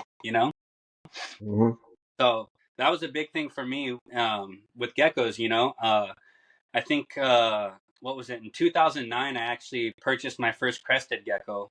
Lo and behold, a Petco purchase, right? Everybody's kind of a good Everybody introductory. got, People have, everybody got one of those. but if it weren't for Yeah, pet stores, how many reptile keepers right now would have reptiles? Everyone that's never yeah, had reptiles walked through a big box store and seen something that ultimately put them on to buying a reptile. Now, whether you stick with it or you don't, yeah. people should really get rid of that whole stigma of knocking box stores. They bring more people to the hobby People than into any the hobby. reptile show, Yeah, than any individual yeah, one of us breeders. They bring the eyes to the hobby. And that's just the cold hard facts, man. Look at the statistics. I love numbers, man. yeah, None of them lie. They bring more yep. attention to the reptile hobby than reptile shows, Instagram, anything combined, man. It's a fact. More that have reason to be at these stores, and Yeah, have kids. Their kids wander. Kids wander, man. Especially the that kids that was have me. that Going straight right to the follow. reptile section. Yeah, Yep. so yeah, so that's that was my start with geckos, and from there the cresteds, it was buy a couple more, breed them. I bred them for a little bit. I kind of went off the deep end. I think there's a number of us who did. I had my 20s. They came, they went. I got through them. You know what I mean? But lo and behold, the geckos were always there for me, man. They brought me back home. They brought me home for feeding, for mistings. If I stayed at a friend's house, overnight, or I came home too late, from hanging out, at a kickback or something. I felt bad, man. I'm sorry, babies. Dad didn't mean it. So Man. I want you too. Come here, cuddle with me. Um, but yeah, that was kind of that was my start, really, like jumping into the geckos. It really has a lot to do with the variability in them, the amount of species, just the fact that a classic gecko, what everybody pictures, that green four-legged thing, sticks to those walls, and there's something cool about that. hell yeah, absolutely. Mhm. These to have so But yeah, are like one. Is it a species? It is. Geckos is a species, right? And then a subspecies. yeah, So yeah. they He's, have the most of any lizard, right? As far as I'm concerned, as far as I know, there's the most I think so. of geckos of any other type of lizard, right? Yeah, Yeah, it's a great choice. I mean, you're not alone. Obviously, there's millions of us out here that feel the same way. There's so much to be said about them. I mean, yeah. again, I'm an overthinker, but I look at like some of the stuff that Jason keeps, like the spiny tail stuff, and I'll look at your Lloydies, right? And I think two characteristics they have out of all the lizards and all the geckos in the world, there's a handful of them that can shoot poisons out of their tails, right? Now they live so far apart, and these fucking things don't, excuse my language, these things don't swim. How did that happen? Well, there used to be a thing called Pangea, right? And then evolution and continental drifts, and dude, I'm like my head goes crazy, and I'm there's no the blizzard they have went so many different ways that obviously probably started from one same thing, and it evolved into all these other species. It's, just the adaptation, the adaptability is mind-boggling. And I obviously, again, I'm not the only one. I mean, the gecko species are, dude, super, super cool, man. Anyone can, monitors, there's other cool lizards, no doubt, but I mean, I think we all have a little bit in common with the gecko thing, man, as far as what brought us into them, huh? It's, oh, yeah, definitely. Yeah. I think you asked about the Carphodactylus, though, Jason. Yeah. So, those. Super jealous. I got an opportunity to work with them, man. It was it wasn't something I ever expected. The buddy that I actually got them from, I purchased my pair of Strophus intermedius from last year, and he actually has a pair of Strophus elderi, right? He's got a trio. I know, dude. I know. Actually trying to get me into those too, and I told him, let me get the starter Pokemon first, right? I need to work up the courage and muster up the experience to know that I could afford not just the payment for the animal, but could provide the proper care. So this guy's name's John Lemming. Not a lot of people know this guy, but he exists. He's kind of a hidden figure out there, but a specialist of his own kind. And so keeping in touch with him, messaging back and forth, checking in with one another, how the gecko's doing, how's the family, this and that, I think we started talking, after I came home from the Reptile Super Show, and at that show, I knew Mason Barnes had some Agurnia depressa that he, was looking to rehome, right? And I was like, oh man, dream species again, like all the list is endless, but these are high up there, these are things people dream of, not just me, but I reached out to John and was like, hey man, look, like, I kind of come to like the realization, like, I don't know how to sex these Agurnia. It's a lesson for me that I don't want to experiment, at this time, with these animals. So I told him, I'm like, look, I think I might have to rehome my Agurnias, just due to the fact that they don't have the same care requirements as everything else, right? Geckos are all mostly nocturnal species, with the exception of the Phelsumas and a couple others, right?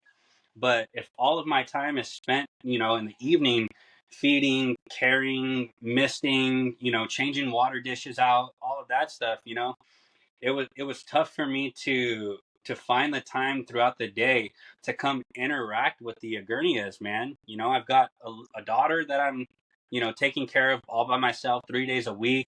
I've got, the animals here. I've got, basic duties of life. We all do, right? But I found that, man, I'm not getting the things done that I need to get done throughout the day, right? And so, if I can't spend the time to build up the relationship with these animals, which again, it's you have to interact with them, man. You got to get your hands in there. You got to scare them. You got to let them come to you. You got to offer food to them from your hand. You got to use tongs, whatever it is. You build that up so they're comfortable and confident within their own space to do what you want them to do, to reproduce, to be bold and to bask out in the open. And I just found that it got tough, man. I'm pulled in many different directions, and I'm always going to prioritize my daughter and my family first. They will be there for me, in ways that, unfortunately my animals can't. They definitely give me some sort of purpose, but they can't pick me up when I'm down all the time. Yeah. And so I reached out to my buddy John, told him this, and he was like, wait, hold up, pump the brakes. Like, if you're getting rid of them, they're coming to my house, right? And I was like, oh, okay. He was like, hold up, though. So check this out. He goes, how how about I trade you my pair of Carphodactylus laevis for your 2 Agurnias? And I go, yeah, like done deal. Like when are we shipping? You know, I was like, done deal. What questions I ask? Like, okay, how do you care for them? I'm gonna start getting together all the materials to set up their enclosures, right? Now I'm shopping online. I'm like finding out that I gotta go to Michael's to go find this birch. You know, I gotta do all this stuff now, right? Like, I got 50 questions now. But knowing that they were coming to me, they're proven. They produced for him last season, several offspring, laid a couple viable clutches. Those babies are all thriving. The female laid her first clutch for him on February 9th. He cooled them previously to that, lightly like brumated them.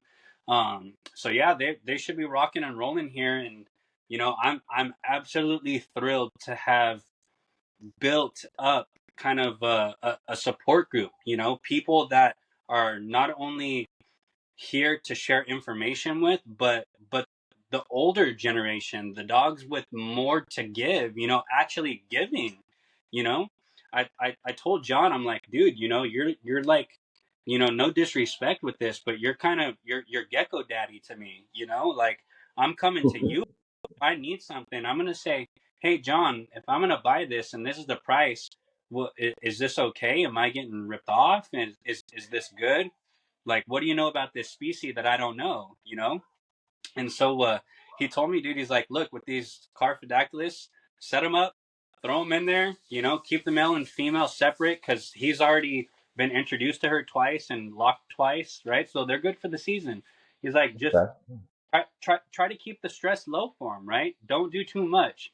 I know a lot of people know that these geckos come from like a small forest region in the Queensland, the north of Australia, but believe it or not, it's more dry than people like to think, right? I mean, within that area, there's microclimates, right? And clearly, these geckos have can roam wherever they need to, right? But I think there's areas where there's like running water, right? Creeks or rivers, whatever it is. So you know, in those microclimates, they can get where there's more humidity. They can elevate themselves for more sunlight. They can, you know, they can get to a drier area. They're in shed to help, you know, help with that. And you know, he's just been really great, kind of, you know, not only guiding me down a path that you know is a good foundation for me to build upon, but honestly, just looking after me and giving me an opportunity to work with a species like this that honestly is, I mean, I can't say that they're underappreciated, dude. They're not available. Right. They're not available. No, They're there's just not. only like So 2 or 3 people in the U.S. that works with them, and now you're one of them. Yeah, and so you know, like to be able to have these, they have a home for now. They got a home for the foreseeable future, and we're gonna spend a lot of time and energy with these guys, like leaving them alone, right? Letting them do Yeah, their checking in on them, you know, just poking our head in and seeing, hey, what are you doing here? You know, you eating? You do you look thin? Is your tail looking good? You know, it's a little bit, you know. They're definitely a hands off species, but definitely one to appreciate, you know, for all their behaviors and their cryptic look. I mean, I think everybody is drawn to that, not just the ringed tail with those white rings, right? But that black mask that they, or yeah. those that sorrel face mask. that looks Yeah. like They look like that little face that aliens. like that, like they're gonna punk you, dude. You know, like watch out, you know. But Yeah, yeah, they look like a leaf tail mixed with a knob tail, all just yeah, all in one. It's crazy yeah, how they look. Man, so yeah. I'm super happy for you on that one. That They're nutty. So yeah, we'll keep everybody up to date on that project. It's in the works. They're thriving here for us. They're moving around. Our male's doing real good. Our female's a lot more shy, right? But that's to be understood. You know, she's doing the lady things. You know, she's got a lot going on, yeah, and so we just hope to keep them well fed and you know just observe them, observance. What You do they know. eat? there you go. Like diet required? Diet requirements. We feed them like during season. I think every other night. Sometimes I'll go every third day. You know, if I notice, hey, they're not responding well to food, I'll skip a day. Right? Let me put you on. You know, you're on a hunger strike. Cool. I'm on a strike too. You know. So again, watching your animals. Is there feeders left in there? Are they running to the dish? Are they looking down for food? We offer very little to them. I think everybody in the hobby has kind of this idea of like feed them as much as they'll eat, right? But I mean, Anthony, you own Bearded Dragons. You'll go broke doing that, dude. You'll go broke. So nice thing with these guys, dude. Appropriate size feeders like adult red runners, or right now they're eating crickets. We feed them adult crickets, 3/4 inch, 1 inch. The male gets 2 or 3. The female will get 2 or 3, and if she eats all of her food, she'll get 2 more. But you got to be careful with this species because it's been expressed to me from John that the number one issue with them is overfeeding. If this species becomes overweight, it's detrimental, dude. They don't hunt, they don't move around, they kind of become lethargic, and lethargy within this species, at least as far as it's been expressed with me, is it's detrimental, dude. It's not good for their health, right? So, less is a little bit more. We see kind of the body, kind of the bone structure through the gecko, and The famine, the naturally more. in the wild, man. Famine is these things come from the outback of Australia, and if you know anything about that, I promise you, times aren't always good. So No. there's health in that. When you Yeah. humans go through stressful situations, we build cortisol. Now, cortisol has positive effects and negative effects on the human body. Without Yeah. certain amounts, healthy amounts of cortisol, human body would be all out of whack. It's Yeah. there is, I believe, a whole other podcast on that alone, but it wouldn't be, Yeah. it's not good for anything to just have food readily available every day at a set time. It's Right? I mean, I think you could agree. Good stress is just that. It's a good stress. It's healthy. It sparks a reaction. Response is good or bad to it, right? But good stress is good stress. A little bit of what could I say? A little bit of a hunger strike on my part. Has kind of done me good for my Australians. absolutely. I don't feed them as much as people would like to think. There's days where I'll skip a feeding, dude. I kind of look at them and I'm like, no, you're doing all right, and if I feed you a little bit more, you're gonna become lethargic. Well, either that, they're gonna throw it back up. Yeah, exactly. That's a big thing, right? The strophs. If you feed them too much, dude, all of that stuff inside of their gut comes right back up, and you're like, is that a dookie or is that vomit, right? Yeah, Like yeah, unprocessed, like dookie, and you're like, oh, that's vomit, dude. Yeah, that's not good. yeah, yeah. All right, so we're at about 108 minutes, way past what I said we are gonna do, but that's all good. It's been a great podcast. So where can everybody find you? People can find us on Instagram, KEW Geckos.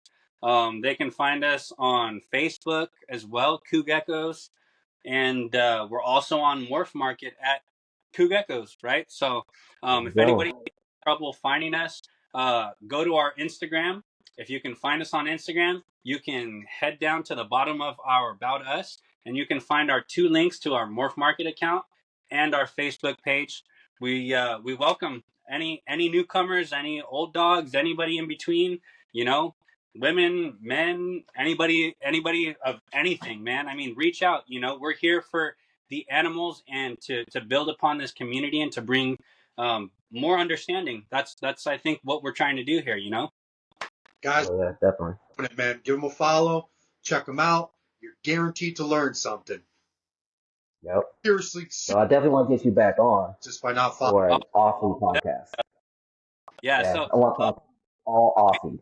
we got a lot of changes going on around here. I know I kind of touched with like the baby and whatnot, but we've got species that are kind of might be phased out, and we got some stuff that's coming back in. Not to start some new conversation, and keep us here for another hour or two, but we got some stuff I think on its way from Korea. So we've kind of taken a big leap here and reinvested some focus, energy, and some money from animals into some new projects that hopefully we can manage a bit better. So, and stay tuned, guys. Check us out. Hit us up. Follow us. Um, we're here, and we play nice. So All right, I appreciate that one. Leave it on the cliffhanger, right? yep, exactly, brother. All right.